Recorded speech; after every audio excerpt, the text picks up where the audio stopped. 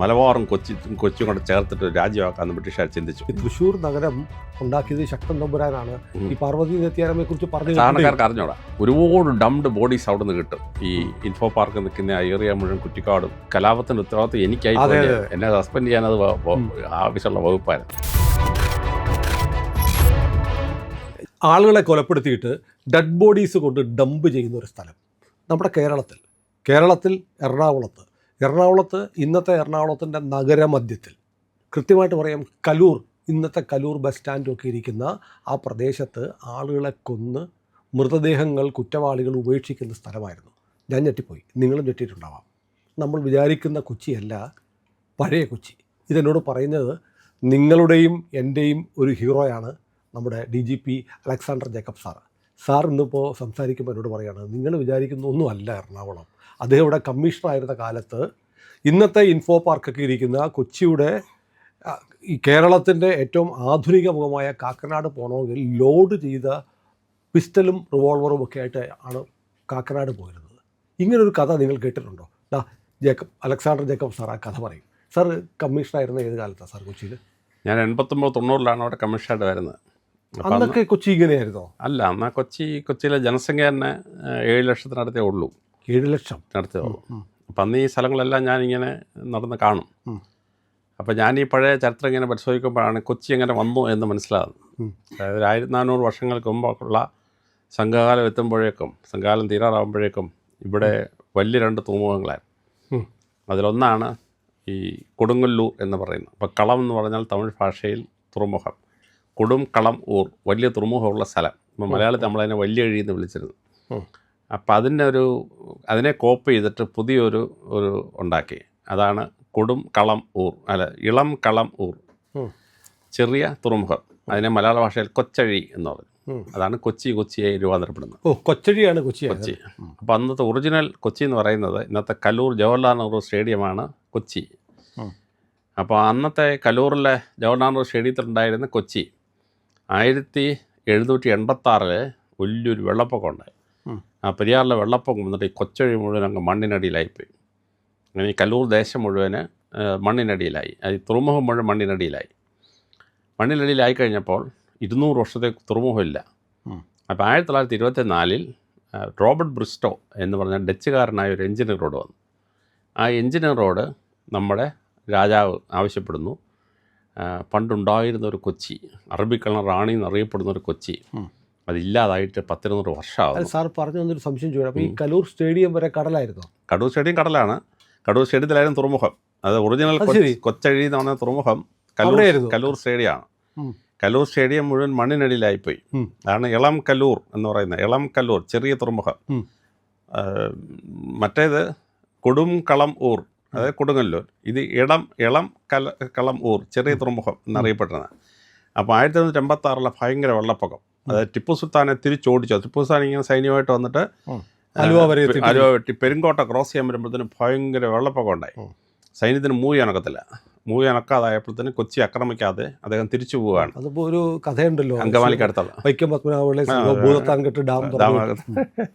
എന്നിട്ട് അദ്ദേഹം ട്രിപ്പ് മടങ്ങിപ്പോയി. പക്ഷെ ആ വെള്ളപ്പൊക്കത്തിൽ ഈ കൊച്ചി തുറമുഖം മുഴുവൻ മണ്ണ് വീണങ്ങ് അടിഞ്ഞു.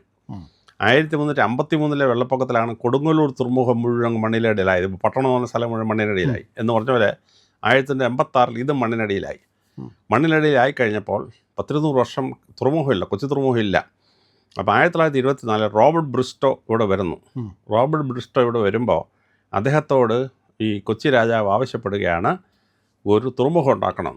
അപ്പോൾ 1914 ഒന്നാം ലോകമഹായുദ്ധം ഉണ്ടായപ്പോൾ ഈ കൊച്ചിയിലെ അന്നത്തെ രാജാവ്, കേരളവർമ്മ രാജാവ്, അദ്ദേഹം ജർമ്മനി പോയിട്ട് കൈസർ വില്യത്തിൻ്റെ കൂടെ പഠിച്ച ആളാണ്. അപ്പോൾ അദ്ദേഹം ജർമ്മൻകാരൻ്റെ കൂടെ പഠിച്ച ആളായതുകൊണ്ട് അദ്ദേഹം ജർമ്മൻ പക്ഷം നിൽക്കുമെന്ന് ബ്രിട്ടീഷുകാർക്ക് സംശയം ഉണ്ടായപ്പോൾ അദ്ദേഹത്തോട് പറഞ്ഞ് രാജിവെക്കാൻ പറഞ്ഞു. അങ്ങനെ അദ്ദേഹത്തെ രാജിവെപ്പിച്ച ശേഷം അദ്ദേഹത്തിൻ്റെ ഇളയ അനിയൻ, അതായത് ഒരു കാരണവശാലും രാജാവല്ലാമെന്ന് വിചാരിച്ച ആൾ രാമവർമ്മ അദ്ദേഹത്തോട് രാജാവാൻ പറഞ്ഞു. ഇദ്ദേഹത്തിന് പക്ഷിശാസ്ത്രം ഗൗളിശാസ്ത്രം അറിയാം, വേറെ ഒന്നും അറിഞ്ഞുകൂടാ.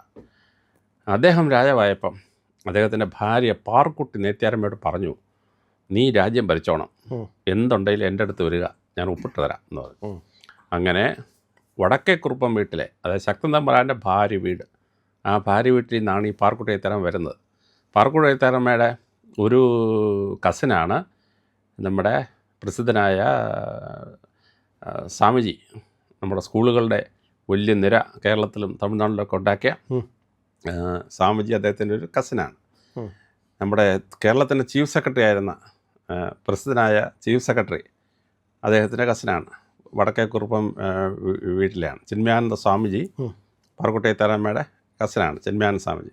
പാർക്കുട്ടി താൻ വേറൊരു കസിനാണ്, കേരളത്തിൻ്റെ ചീഫ് സെക്രട്ടറി ആയിരുന്ന ആൾ. അപ്പോൾ ഈ സ്ത്രീ അപാര കഴിവുള്ള സ്ത്രീയാണ്. തൃശ്ശൂർ പട്ടണത്തെ ഷേപ്പ് ചെയ്തത് ഈ പാർക്കുട്ടി എഴുത്താരമ്മയാണ്. പാർക്കുട്ടി എഴുത്താരമ്മ പഠനത്തിൽ കയറിയ 3 വർഷം കൊണ്ട് കൊച്ചി രാജ് അവസാനിക്കുന്ന 5.5 ലക്ഷം രൂപ കടമാണ്. അപ്പം ബ്രിട്ടൺ അടിയറ വെക്കും. അപ്പം മലബാറിൻ്റെ കൂടെ കൊച്ചിയും കൂടെ ചേർക്കാം. അപ്പം മട്ടാഞ്ചേരി ഓൾറെഡി ബ്രിട്ടീഷുകാരുടെ കയ്യിലാണ്. മലബാറും കൊച്ചിയും കൂടെ ചേർത്തിട്ട് രാജ്യമാക്കാമെന്ന് ബ്രിട്ടീഷുകാർ ചിന്തിച്ചു.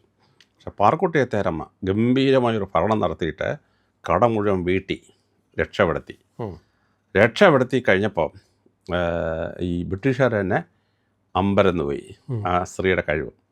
അതുപോലെ വടക്കുന്നാഥ ക്ഷേത്രം ചുറ്റും നടക്കാൻ വഴിയൊന്നുമില്ലായിരുന്നു.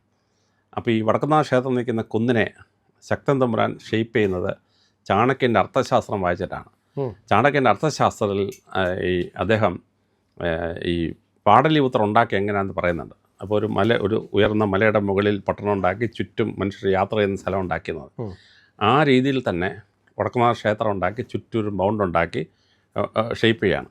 അപ്പോൾ ചുറ്റും മൗണ്ട് ഉണ്ടാക്കിയതിന് ചുറ്റും ഒരു റോഡ് ഉണ്ടാക്കി. അതാണ് ഇന്ന് നമ്മൾ റൗണ്ട്, തൃശ്ശൂർ റൗണ്ട് എന്ന് പറയുന്നത്. അത് പാർക്കുട്ടി എഴുത്താരമ്മയാണ്.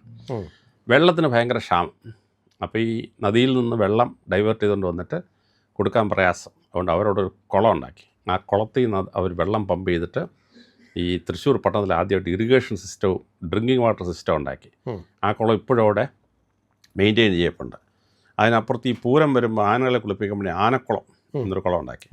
അത് 9.5 അടി അങ്ങോട്ട് താത്തിട്ട് അടിയിൽ മണൽ വിരിച്ചിട്ടാണ് ആ കുളം ഉണ്ടാക്കിയത്. അടിയിൽ നിന്ന് വെള്ളം വന്നിട്ട് പ്യൂരിഫൈ ചെയ്തിട്ടാണ് വെള്ളം മേളി വരുന്നത്.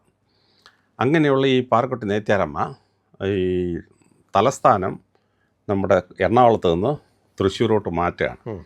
അന്ന് വരെ ഈ കൊച്ചി രാജ്യത്തിലെ നമ്മുടെ ഈ ക്ഷേത്രത്തിൻ്റെ അവിടെ ആയിരുന്നു ഹിൽ പാലസ് ഉണ്ടായിരുന്നു, ഇപ്പോഴത്തെ പാലസ്. അതങ്ങ് മാറ്റി അവർ തൃശ്ശൂരോട്ട് കൊണ്ടുപോയി. എന്നിട്ട് വടക്കുന്നാഥ ക്ഷേത്രത്തിൻ്റെ അവിടെ ഒരു ജയിലുണ്ടാക്കിയിരുന്നു. ആ ജയിൽ പിന്നെ രാമവർമ്മപുരം ഭർത്താവിൻ്റെ പേരിൽ അവിടെ 1000 ഏക്കർ സ്ഥലം 1 രൂപയ്ക്ക് കൊടുത്തു ഈ പാർക്കുട്ടി എഴുത്താരമ്മ. നമ്മുടെ പോലീസിൽ ക്യാമ്പ്, എഞ്ചിനീയറിംഗ് കോളേജ്, സെൻട്രൽ ജയില്, എഞ്ചിനീയറിംഗ് കോളേജ് ഉൾപ്പെടെയുള്ള 19ഓളം സ്ഥാപനം ഇരിക്കുന്ന രാമവർമ്മൻ 1 രൂപയ്ക്കാണ് ആ സ്ത്രീ കൊടുക്കുന്നത്. രാമവർമ്മ രാജാവിൻ്റെ സ്ഥലമാണ്. അപ്പോൾ ഈ അത്ഭുതകരമായ നേട്ടം കൈവരിച്ച ആ സ്ത്രീ വളരെ ദീർഘവീക്ഷണമുള്ള സ്ത്രീയായിരുന്നു. കേരള ചരിത്രത്തിൽ അംഗീകാരം കിട്ടാതെ പോയ ഒരു സ്ത്രീ അവരാണ്. അതെ, നമ്മൾ ഈ പറഞ്ഞ സാറ് പറയുമ്പോൾ ഞാനിങ്ങനെ ആലോചിക്കുന്നത് ഈ തൃശ്ശൂർ നഗരം ഉണ്ടാക്കിയത് ശക്തൻ തമ്പുരാനാണ്. ഈ പാർവതി എഴുത്താരമ്മയെ കുറിച്ച് പറഞ്ഞു സാധാരണക്കാർക്ക് അറിഞ്ഞൂടാ. അപ്പോൾ ഈ പാർക്കുട്ടി എഴുത്താരമ്മ 1924 ഈ കടവെല്ലാം വീട്ടിയ ശേഷം കൊച്ചി രാജ്യം മലബാർ ലയിപ്പിക്കുന്നതിൽ നിന്ന് രക്ഷപ്പെടുത്തി ഈ കൊച്ചിയെ. അങ്ങനെ രക്ഷപ്പെടുത്തിയ ശേഷം ഈ പാർക്കുട്ടി എഴുത്താരമ്മ ഡച്ചുകാരനായ ഇയാളോട് പറഞ്ഞു, റോബർട്ട് ബിഷോട് പറഞ്ഞു, ഞങ്ങൾക്ക് 200-150 കൊല്ലമായിട്ട് ഞങ്ങൾക്ക് തുറമുഖമില്ല, അങ്ങൊരു തുറമുഖം പണിയണമെന്ന് പറഞ്ഞു.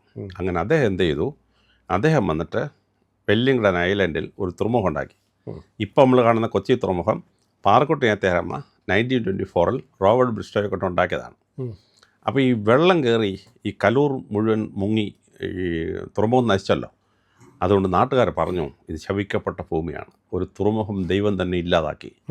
ആ തുറമുഖം ഇല്ലാതാക്കിയ ഈ സ്ഥലം കളമുള്ള ഊരാണ്, തുറമുഖമുള്ള സ്ഥലം എന്നാണ് കല്ലൂർ എന്ന വാക്കിൻ്റെ അർത്ഥം. ശപിക്കപ്പെട്ട ഭൂമിയാണെന്ന് കൽപ്പിച്ചുകൊണ്ട് ആരും അങ്ങോട്ട് കയറിയില്ല, ഈ സ്ഥലത്തോട്ട് കയറിയില്ല. അങ്ങനെ മനുഷ്യവാസം ഇല്ലാത്ത കുറ്റിക്കാടുകളൊക്കെ ഉള്ളൊരു സ്ഥലമായിരുന്നു. ശരി. അപ്പോൾ ഞാൻ 89-90 വരുമ്പോൾ ആ കല്ലൂർ അതിൻ്റെ പുറകോട്ടുള്ള സ്ഥലങ്ങളൊക്കെ വെറും കുറ്റിക്കാടാണ്. അന്നൊരു പെൺകുട്ടിയെ കൊണ്ട് കളഞ്ഞ ആ സ്ഥലത്ത്. അപ്പോൾ ഒരു പോലീസ് ഉദ്യോഗസ്ഥന് അനുവിവരം കിട്ടി. അദ്ദേഹം എന്നെ വിളിച്ച് പറഞ്ഞു, സാറേ അവിടെ ഇങ്ങനെ ശവശരീരം കിടക്കുന്നു പറഞ്ഞു. അപ്പോൾ ഞാൻ പോയി അവിടെ. അപ്പോൾ അവിടെ എല്ലാം പോലീസ് പെട്രോളിംഗ് ഇല്ല, ഒരു അന്ധകാര ഭൂമി പോലെയാണ്. പക്ഷേ ഞങ്ങളുടെ ഏറ്റവും വലിയ പേടി സ്വപ്നം എന്ന് പറയുന്നത് ഈ കളക്ട്രേറ്റും അതിന് പുറകോട്ടുള്ള സ്ഥലങ്ങളാണ് ഇന്നത്തെ കാക്കനാട്. അപ്പോൾ അവിടെ ഹിന്ദുക്കളാരും പോവുകയില്ല, ചെപ്പിക്കോട്ട ഭൂമിയാണ്. അതുകൊണ്ട് എന്ത് ചെയ്തു, മുസ്ലിങ്ങൾ അവിടെ പോയി താമസിച്ചു. അങ്ങനെ മുസ്ലിങ്ങൾ പോയി താമസിച്ചപ്പം കാക്കാമാർ താമസിക്കുന്ന നാട്, അതാണ് കാക്കനാട് എന്ന പേര്. കാക്കനാട് മുസ്ലിങ്ങളെ കാക്ക എന്ന് പറയും. കാക്കയെ പോലെ ഇങ്ങനെ ഒരുമിച്ച് അവർ ഫ്ലോക്ക് ചെയ്ത് ജീവിക്കും ഒരു സ്ഥലത്ത്, പ്രൊട്ടക്ഷനായിട്ട് ജീവിക്കും. അപ്പോൾ ഹിന്ദുക്കൾ അങ്ങോട്ട് പോകാത്തതുകൊണ്ട് ഹിന്ദുക്കളെന്താ പോകാതെ ശവിക്കോട്ട് ഭൂമിയാന്ന് പറഞ്ഞിട്ട് അങ്ങോട്ട് പോയില്ല. നേരത്തെ പറഞ്ഞ ശവിക്കോട്ട് ഭൂമിയാണ്. മുസ്ലിം ലീഗിന് പ്രശ്നമില്ല. അങ്ങനെ അവരെന്ത് ചെയ്തു, ഈ മെയിൻ എറണാകുളം പട്ടണത്തിൽ അവർക്ക് താമസിക്കാൻ സ്ഥലമില്ലാത്തതുകൊണ്ട് അവരവിടെ പോയി താമസിച്ചു. അപ്പോൾ ഹിന്ദുക്കൾക്ക് അവരുടെ ഏറ്റവും വലിയ ഭൂമി എന്ന് പറയുന്നത് ഈ നമ്മളിപ്പോൾ ഹൈക്കോടതിയും അതിൻ്റെ ചുറ്റുമുള്ള സ്ഥലം ഉണ്ടായിരുന്നു. അവിടെ പരമശിവൻ്റെ ഒരു ക്ഷേത്രം ഉണ്ടായിരുന്നു.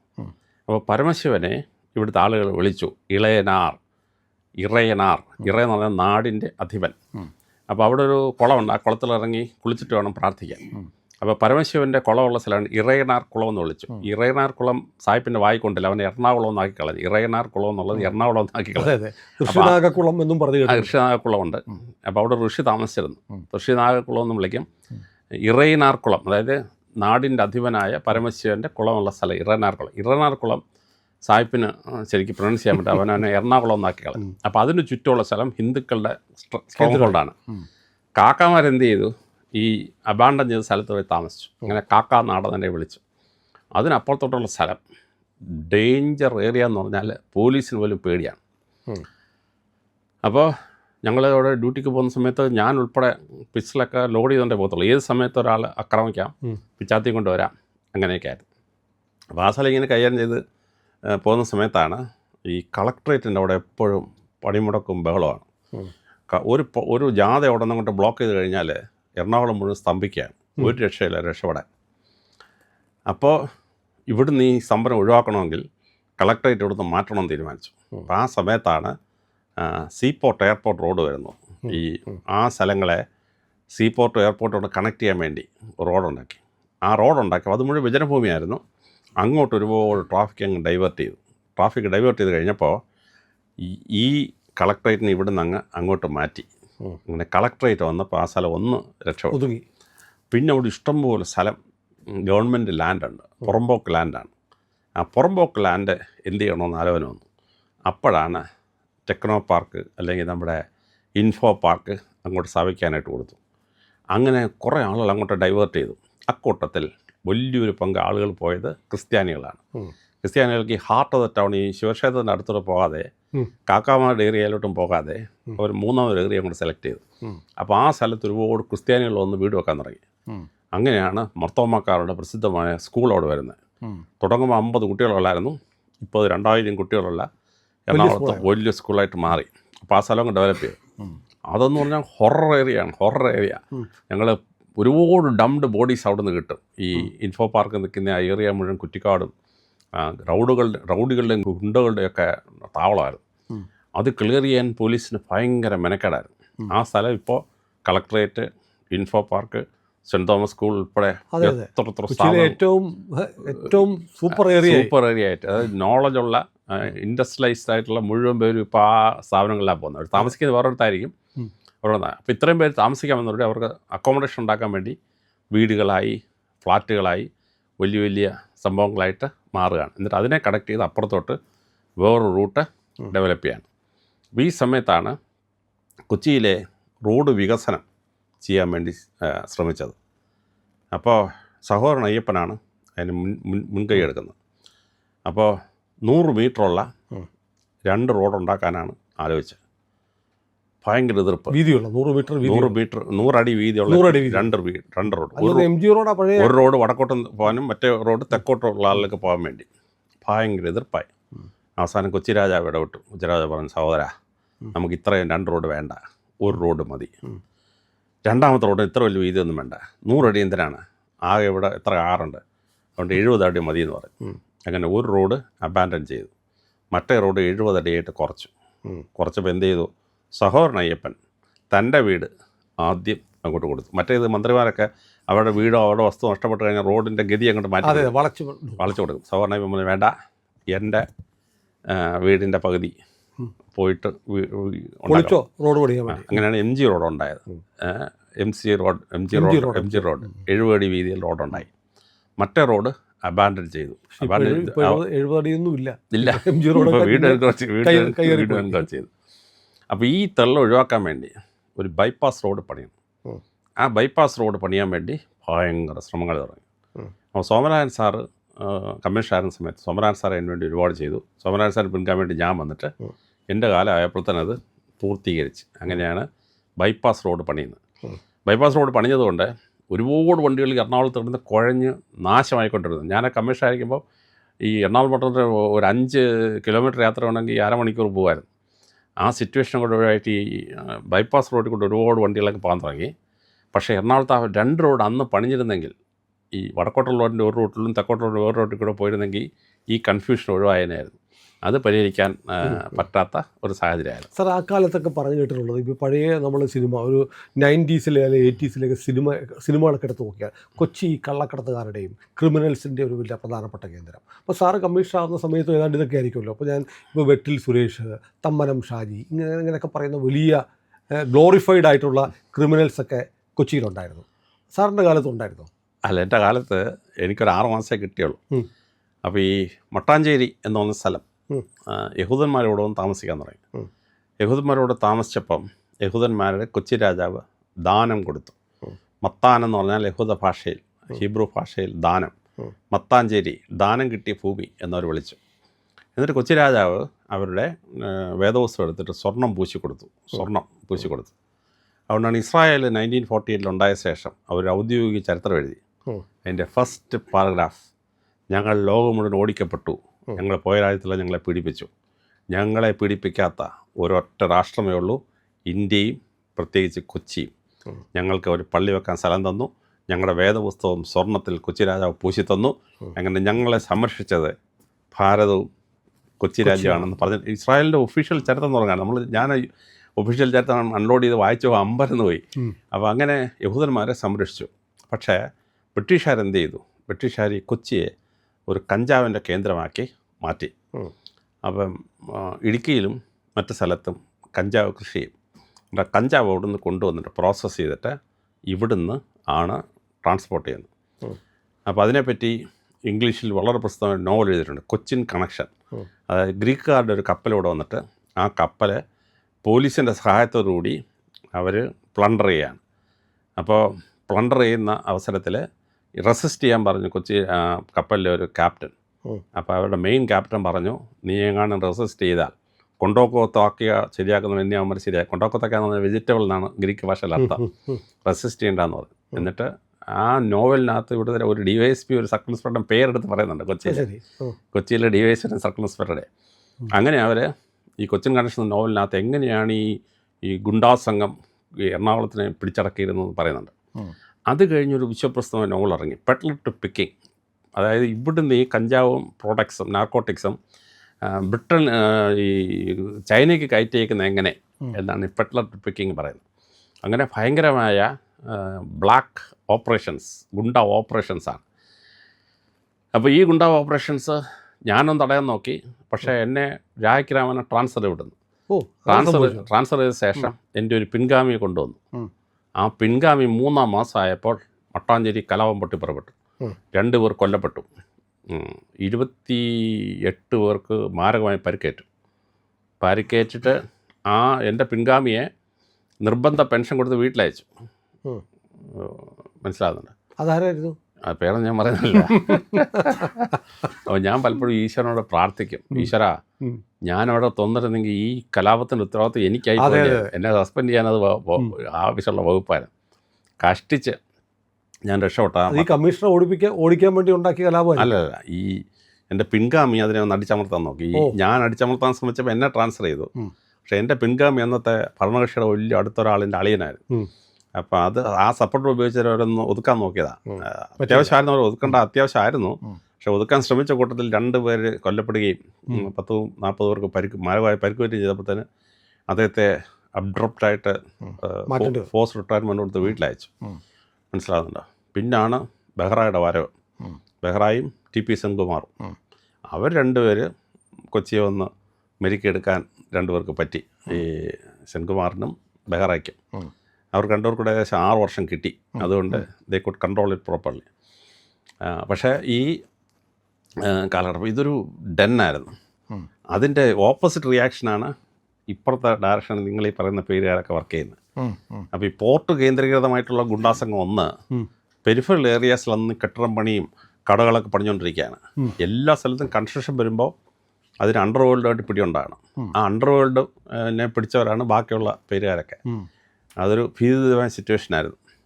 അത് കഴിഞ്ഞിട്ടാണ് സീപോർട്ട് എയർപോർട്ട് റോഡ് വന്നതോടുകൂടി ജനസംഖ്യ കുറച്ച് ഡൈവേർട്ടഡായി ഒക്കെ ചെയ്തു.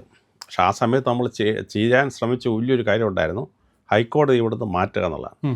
ഹൈക്കോടതിയിൽ ഒരു 100-500 വക്കീലന്മാർ വരുന്നു, ആ കാറെല്ലാം കൂടെ വന്ന് ബ്ലോക്ക് ആവുന്നു, ആകെ പ്രശ്നം. തന്നെയല്ല, കടലിൻ്റെ ലെവല് ഒരു 2-3 മീറ്റർ അടുത്ത 25-30 വർഷം കൊണ്ട് പൊങ്ങും.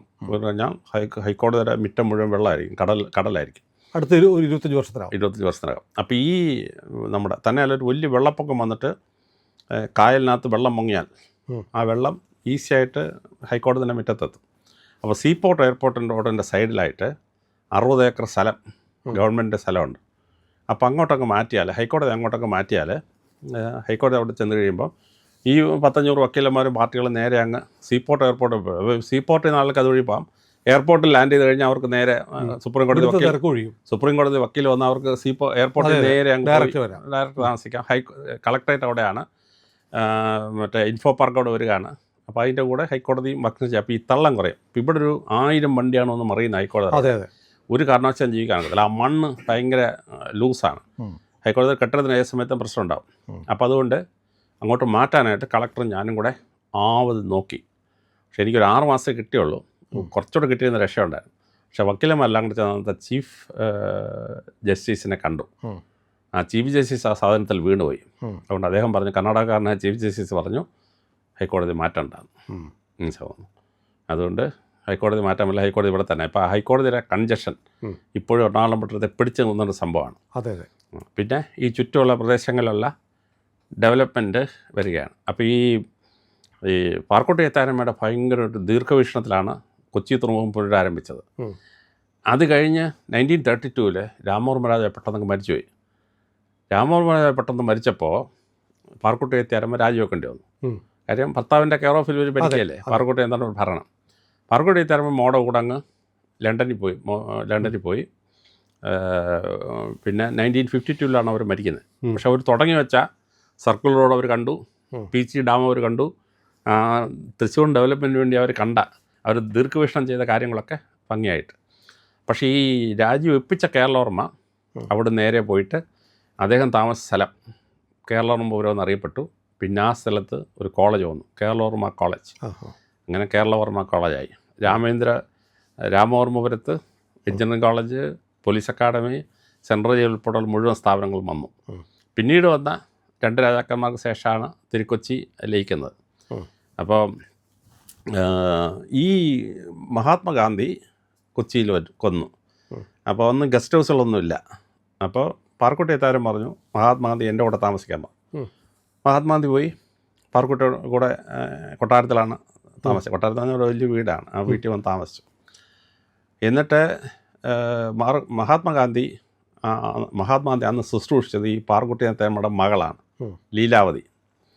അപ്പോൾ 1969 ഗാന്ധിയാന എന്ന് പറഞ്ഞ് ഗാന്ധിയെപ്പറ്റി എഴുതപ്പെട്ടതും ഗാന്ധി എഴുതിയതുമായ പുസ്തകങ്ങൾ 69 വോളിയൂംസ് പബ്ലിഷ് ചെയ്തു. 1969 ഇത് വരുന്നത് ഗാന്ധിയാന. 1860 ഇദ്ദേഹം ജനിക്കുന്നത്, മഹാത്മാഗാന്ധി ജനിക്കുന്നത്. അപ്പോൾ 100ാം ജന്മവാർഷികത്തിലാണ് ഈ ഗാന്ധിയാന പബ്ലിഷ് ചെയ്തത്. അപ്പം ഞാൻ ഈ ഗാന്ധിയാന രാജ്ഭവനിൽ ഗേഡിസി ആയിട്ട് ചെന്നപ്പം ഈ ലൈബ്രറിയുടെ കൺട്രോൾ ADCക്ക്. അങ്ങനെ ഞാൻ ഈ ഗാന്ധിയാന എടുത്ത് വായിച്ചു വന്നപ്പോൾ ലീലാവതിക്ക് എഴുതിയ കത്തുകൾ, 5 കത്തുകളാണ്. അത് മഹാത്മാഗാന്ധി ഇവിടുന്ന് പോയ ശേഷം മഹാത്മാഗാന്ധി ഇടയ്ക്കിടയ്ക്ക് ലീലാവതിക്ക് എഴുത്തെഴുതി, ഈ പാർക്കോട്ട് നമ്മുടെ മകൾക്ക്. ആ എഴുത്തിനകത്താണ് ഈ ലീലാവതിയുടെ അറിവിനെ പറ്റി മഹാത്മാഗാന്ധി അമ്പരപ്പോടുകൂടി എഴുതുന്നത്. ഈ കുട്ടിക്ക് ഇത്രയും അറിവ് എവിടെ നിന്ന് കിട്ടി എന്നാണ് ഈ പാർക്കോട്ട് മകൾ. പാർക്കോട്ട് എത്തിയാരമ്മയുടെ മകൾ ലീലാവതിയുടെ മകനാണ് പിന്നീട് ഇംഗ്ലണ്ടിലെ ചീഫ് എഞ്ചിനീയറായി വന്ന ചീഫ് എഞ്ചിനീയറായിട്ട് വന്ന ആൾ. അപ്പം അങ്ങനെ ലീലാവതി മഹാത്മാഗാന്ധിയെ പോലെ ഇമ്പ്രസ് ചെയ്തൊക്കെ എഴുത്ത് വായിച്ചപ്പോൾ എനിക്ക് മനസ്സിലാവുന്നത്. എന്നിട്ട് അപ്പോൾ ഇങ്ങനൊരു ഡെവലപ്മെൻറ്റിൻ്റെ ഭാഗമായിട്ടാണ് കൊച്ചി ഡെവലപ്പ് ചെയ്യുന്നത്. രാജകൊട്ടാരം അങ്ങ് പോയെങ്കിലും കൊച്ചിയുടെ ഡെവലപ്മെൻറ്റ് അത്ഭുതകരമായ ഒരു മുന്നോട്ട് പോയിക്കൊണ്ടിരുന്നത്.